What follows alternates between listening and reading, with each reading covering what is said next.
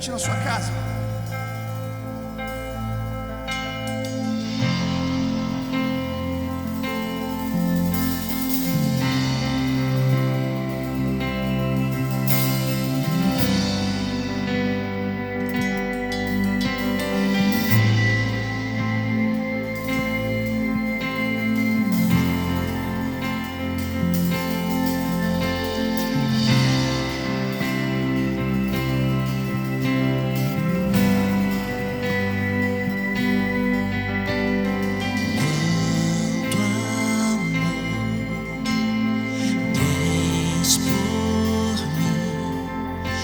Jesus, Salvador, só tu tens paz real, esperança pra mim.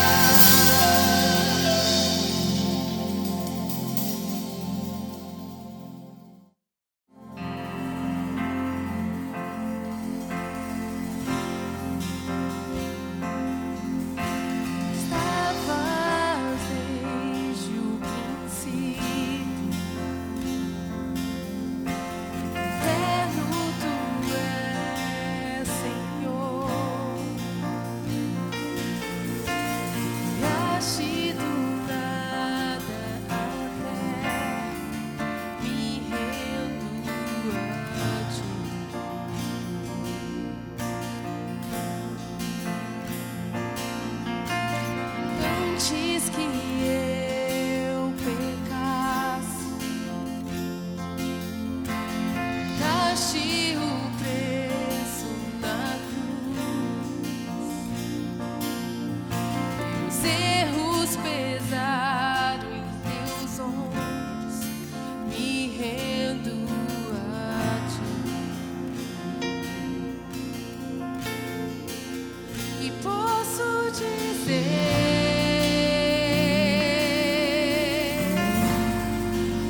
e posso fazer,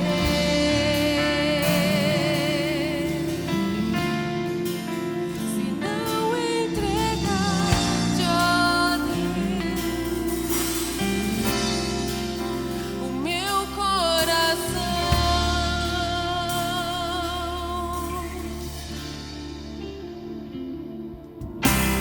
Na salvação caminho, o Espírito vive em mim. Declaro as tuas promessas, me rendo a ti. E posso dizer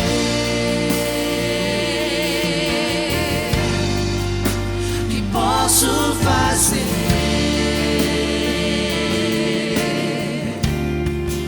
se não entregar-te, ó Deus, o meu coração. que posso dizer Que posso dizer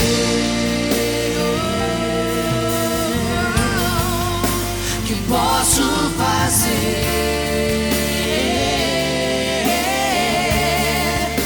se não entregar-te, ó Deus,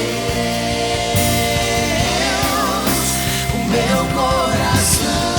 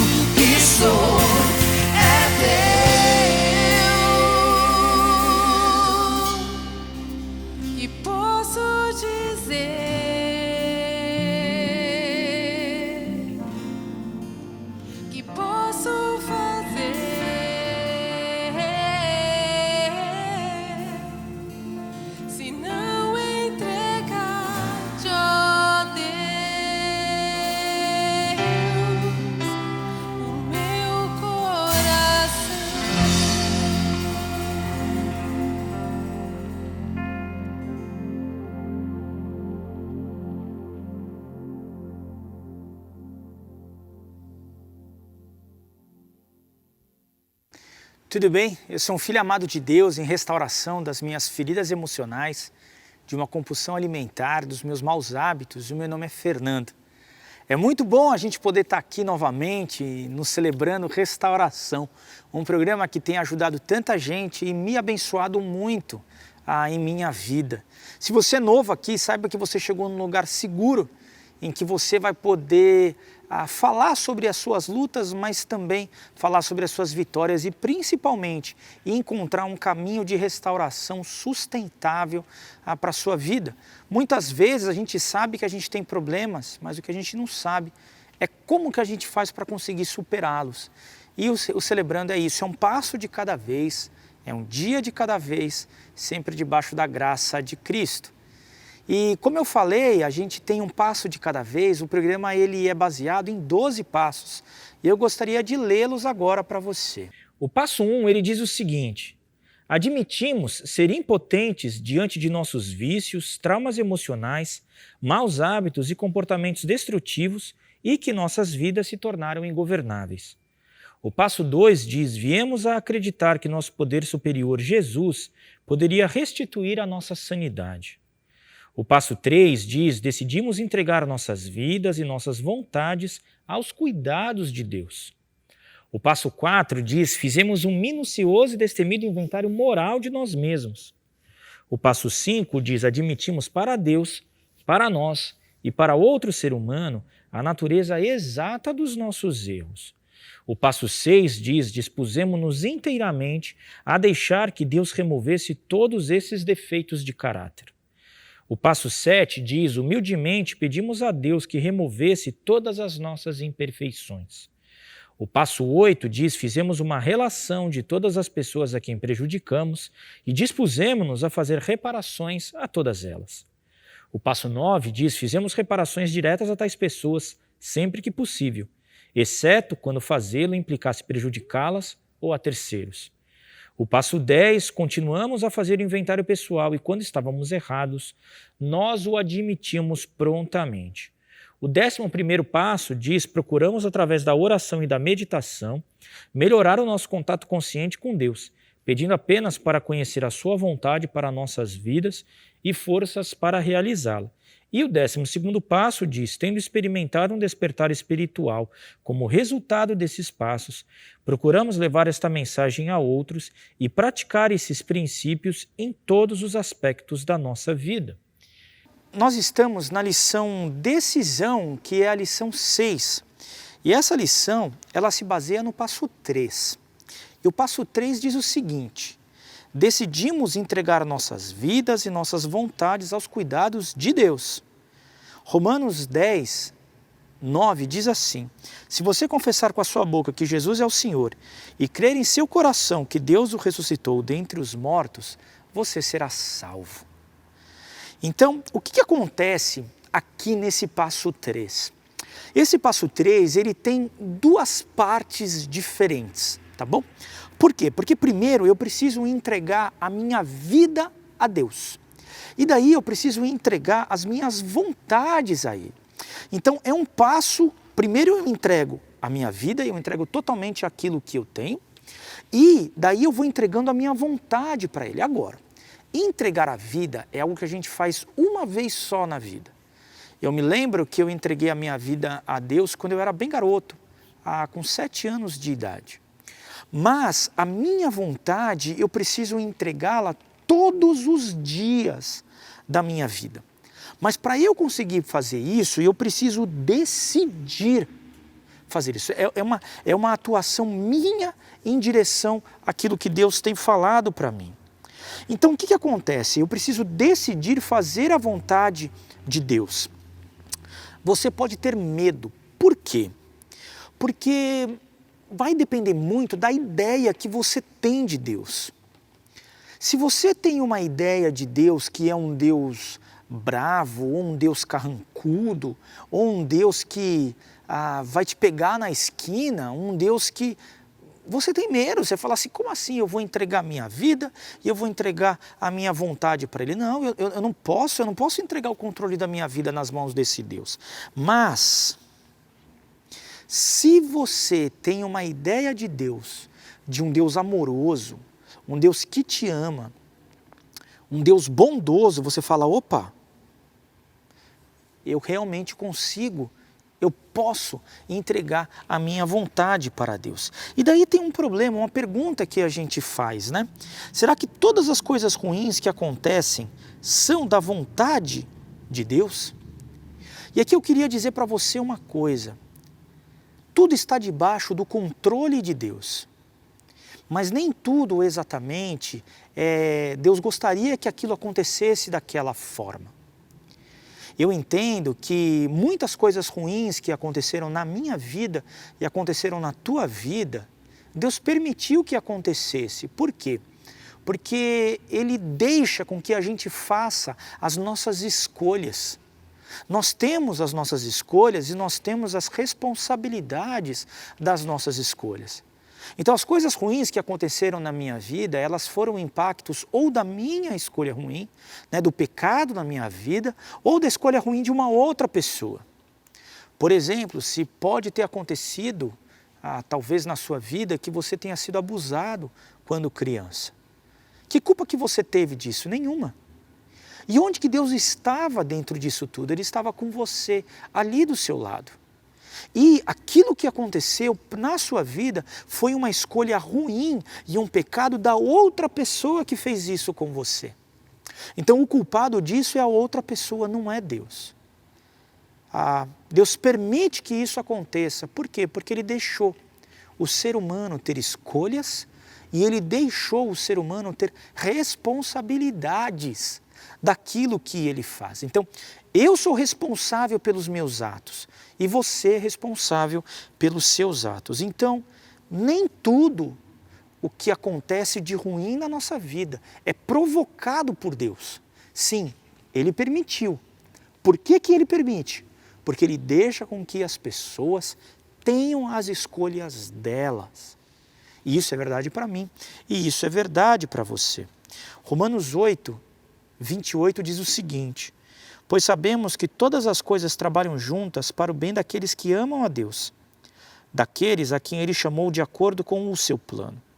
Então o que acontece? Deus deixou essa promessa para a gente. E Ele diz o seguinte, olha, eu estou trabalhando para o seu bem. Confia em mim. Faça aquilo que eu estou falando para você fazer. Confia em mim. E é isso o que a gente faz.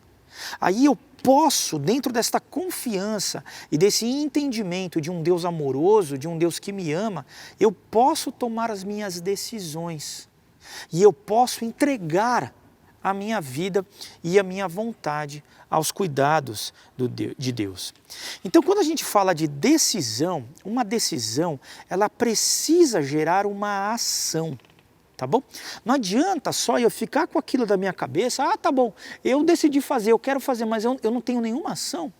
Então isso não faz e não traz mudança nenhuma. Mas assim, eu preciso decidir e eu preciso tomar uma ação em direção a essa decisão que eu tomei. Então, por exemplo, nós podemos decidir ir à reunião do nosso grupo de passos. Podemos decidir ir à nossa reunião aqui, você se conectou aqui ou você quer ir no nosso grupo de apoio, mas daí eu não faço nada. Não, se eu decidir ir, eu preciso sair de casa e ir. Aqui, quando a gente está, né, nessa parte online, eu decidi ir, então eu preciso me conectar. Eu preciso estar num ambiente seguro, que seja na minha casa, que seja no meu carro, que seja, eu não sei exatamente onde você vai fazer, mas a sua decisão precisa se tornar em ação. E dessa forma nós tornamos, se eu não faço, né, essa ação, se eu não coloco aquilo que eu decidi em prática, na verdade eu chego e digo, olha, não tem significado nenhum aquilo que eu estou decidindo. Então a decisão, ela precisa se tornar uma ação para que cause impacto e mudança na sua vida. Olha o que Deus, Hebreus 11:1.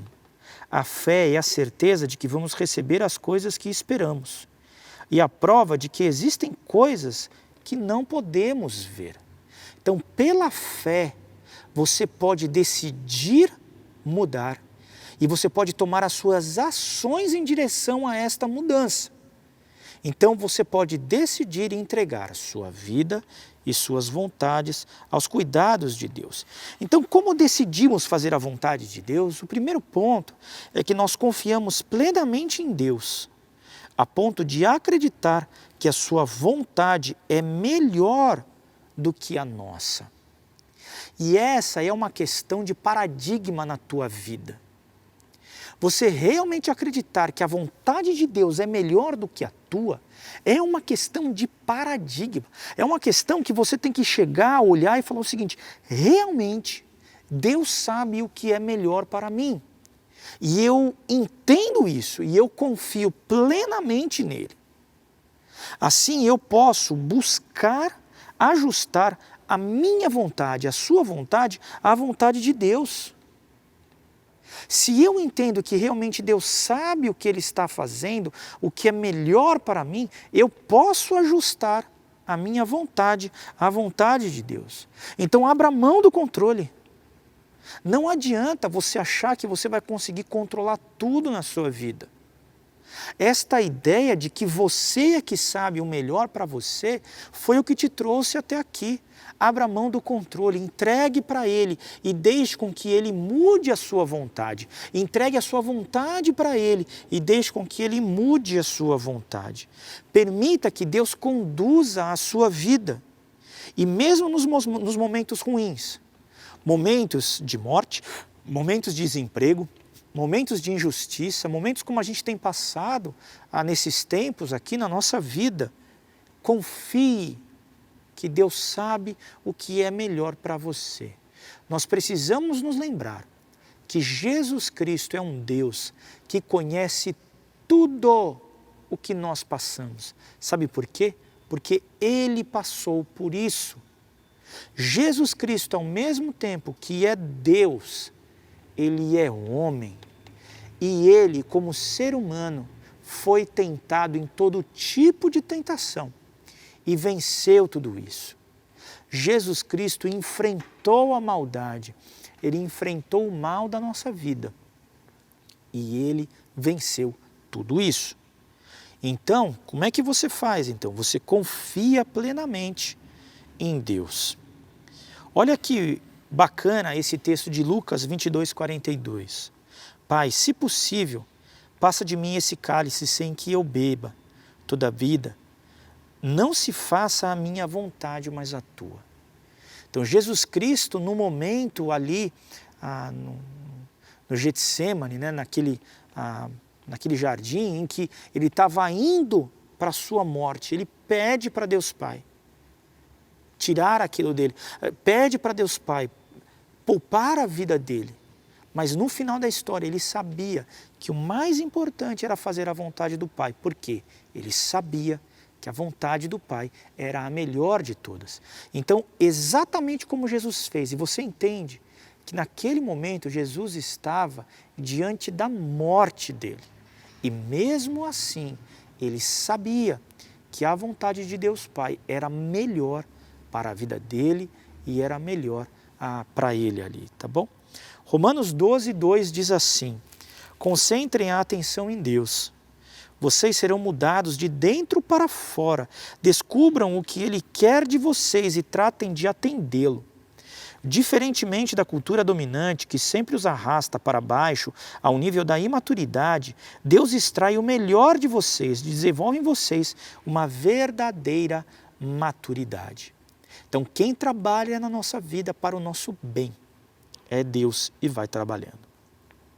Segundo ponto, para a gente decidir fazer a vontade de Deus, é que nós falamos com Deus em oração e buscamos suas respostas na Bíblia.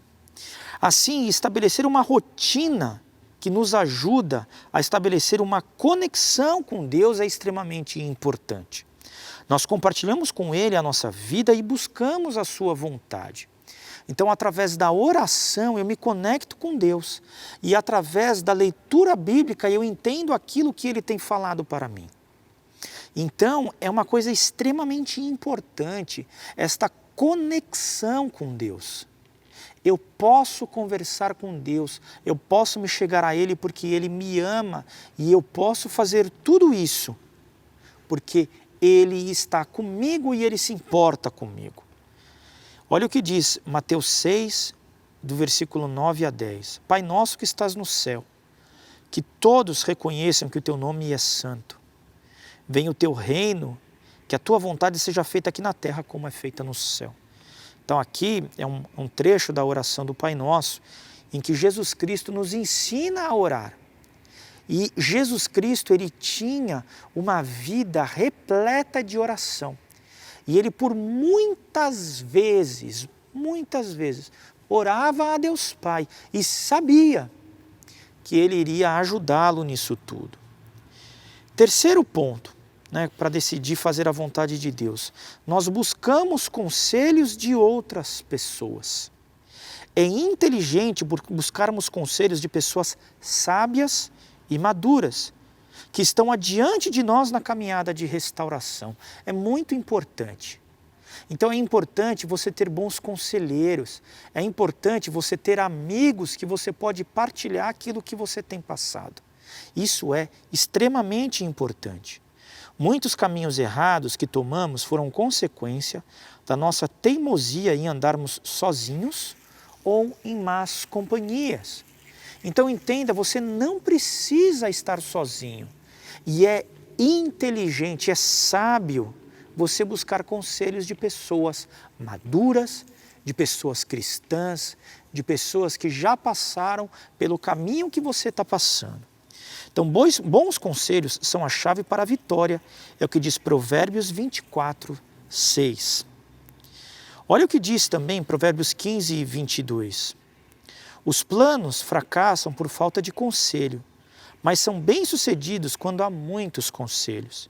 E Salmo 1:1, o primeiro Salmo, no versículo 1, ele diz assim: felizes são aqueles que não se deixam levar pelos conselhos dos maus, que seguem o caminho dos que não querem saber de Deus e que se juntam e zombam de tudo que é sagrado.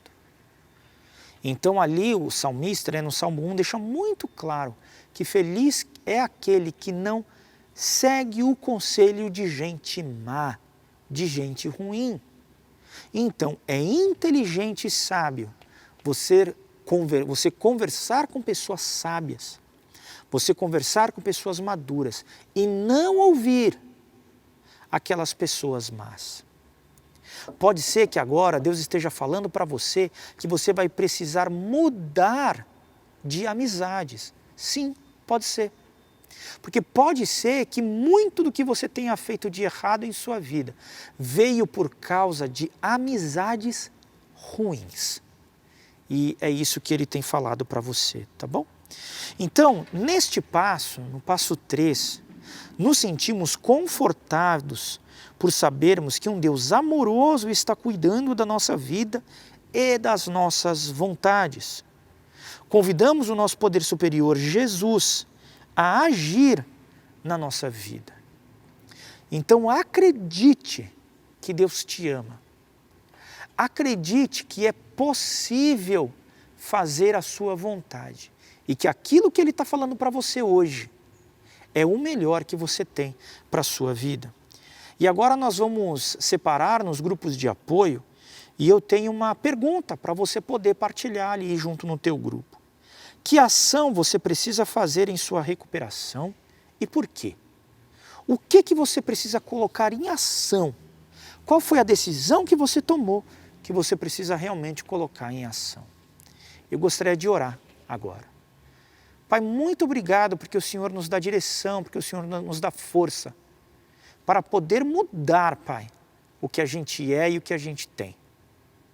Que tudo seja feito conforme a Tua vontade, assim na terra como acontece nos céus. E que nós possamos tomar a decisão e colocar em ação aquilo que o Senhor tem falado para cada um de nós. E é no nome de Cristo Jesus que nós oramos. Amém. Agora eu gostaria de orar a oração da serenidade. A oração da serenidade ela não é uma reza, mas ela é uma declaração muito importante que nos ajuda muito na nossa caminhada de restauração. Eu te convido a falar junto comigo. Vamos lá? Concede-me, Senhor, a serenidade necessária para aceitar as coisas que não posso mudar, coragem para mudar as coisas que posso e sabedoria para discernir a diferença. Viver um dia de cada vez, aproveitar um momento de cada vez, aceitar as dificuldades como um caminho para a paz, tomar, como Jesus o fez, este mundo pecaminoso como ele é, não como gostaria que fosse, confiando que ele tornará todas as coisas corretas se eu me submeter à sua vontade. Que eu possa ser razoavelmente feliz nesta vida e supremamente feliz com ele para sempre na próxima. Amém. Amém. E agora a gente vai dividir nos grupos de apoio. Os grupos de apoio, eles têm funcionado através da ferramenta do Google Meet. Você precisa baixar, se você vai utilizar o seu celular, o Google Meet no teu celular. Se você utiliza um computador, você não precisa, porque ele funciona diretamente no próprio navegador do Chrome do seu computador, tá bom? Mas os outros navegadores, ele funciona também.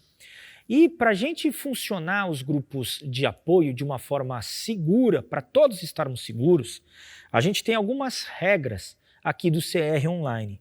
E elas dizem o seguinte: fale de você, manter minha partilha focada nos meus pensamentos, sentimentos e ações. Tempo, limitar minha partilha ao tempo estipulado, respeitando o direito de todos falarem.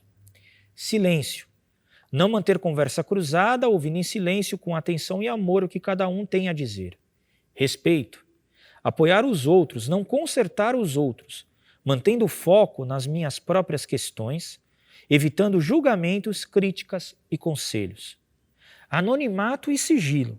Manter anonimato e sigilo sobre o que foi partilhado e sobre os que estão presentes, não comentando ou mencionando seus nomes e problemas com ninguém.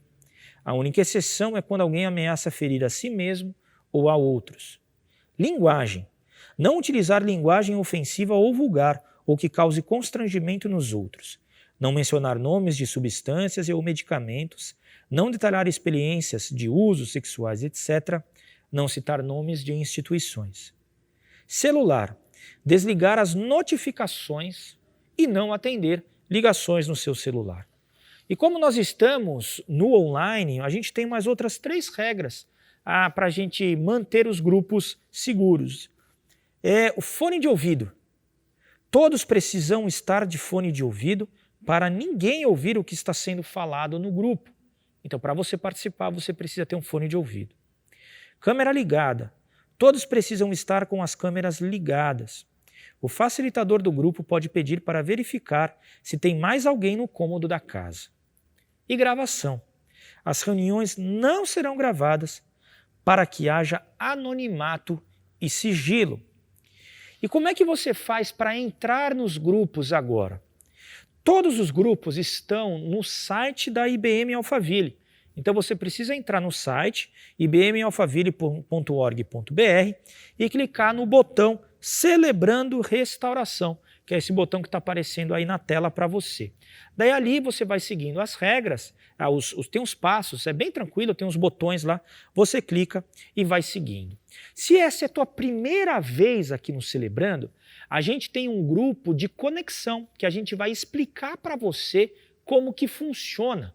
Então, separado homens e mulheres, sempre é separado, masculinos e femininos, e a gente vai te ajudar a entender e a escolher um grupo para você poder participar. Os grupos femininos que nós temos, quais são? São grupos de codependência, traumas e feridas emocionais, depressão, ansiedade e outros transtornos emocionais, codependência para familiares e dependentes de álcool e drogas, mulheres codependentes que amam demais, compulsão por compras e recuperação financeira. E quais são os grupos masculinos? Nós temos grupos de codependência, traumas e feridas emocionais, dependência de álcool e drogas, compulsão por compras e recuperação financeira e compulsão sexual. Então são esses os grupos, a gente te convida a participar conosco ali. Vá no site da igreja e conecte conosco. Um grande abraço.